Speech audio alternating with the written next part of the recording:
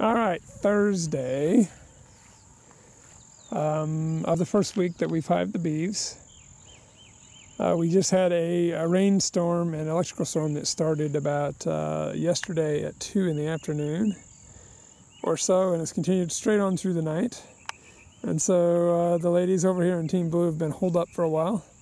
It just quit a little bit ago. I thought I would come out to see what's going on.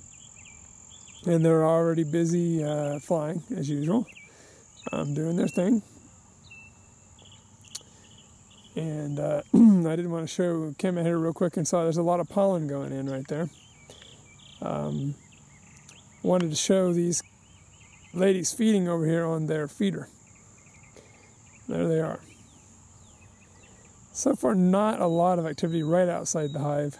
Yesterday, during a break in the storm, I came out and there were probably 50 bees flying around out here in front of the hive, and the holes were plugged up, and I was thinking I might need to open up another one, but I don't want to yet, make it easier to defend. There went in some pollen. And then, of course, over here, these little girls right here, they're going to have to learn to stay away from the beehive. That is a bee waterer that she just stuck her nose in. And what it is just a shallow dish with some rocks put in it, and the rocks stick up a little bit above the water. I'll have to empty it now that it's been rained in. And that allows the bees to land on the rocks and get water without having, gives them a smaller chance of drowning. Over here is their watering, or I shouldn't say they're watering, their feeding station. This is a 50-50 mix of granulated white sugar and water. It's their syrup that they're going to eat. I'll give them this for about the first 6 weeks. And as you can see here, if I can get this camera to focus for once on something close, there we go.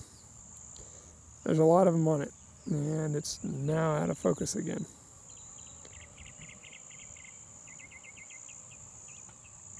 Let me see what I can do with that.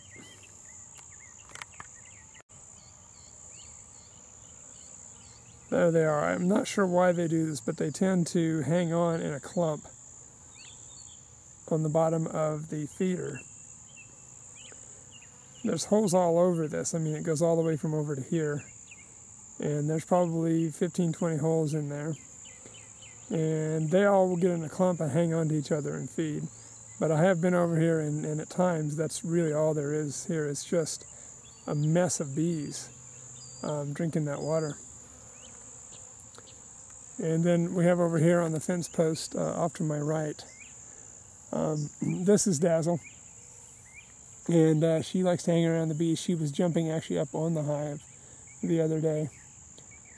And, she's going to obviously someday learn that that's not going to be a good idea. All right, so back to the bees. There's a whole bunch of them now. And they are quickly draining that. That was about just over half full yesterday. And you can see they're really hitting it hard. I was suspecting possibly yesterday that Team White, all the way from the other side of the farm, was flying over here, as I saw a lot of bees leave this feeder and head out across the vegetable field where the white hive is.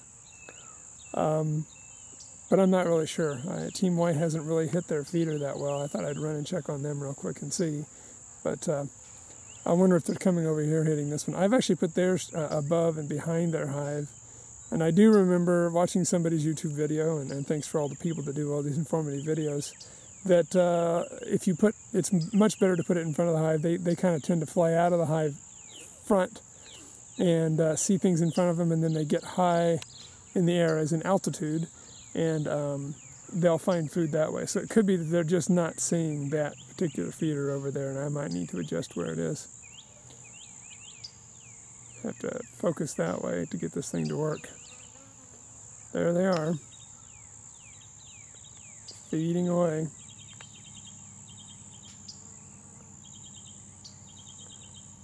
All right, we'll go take a look at Team White.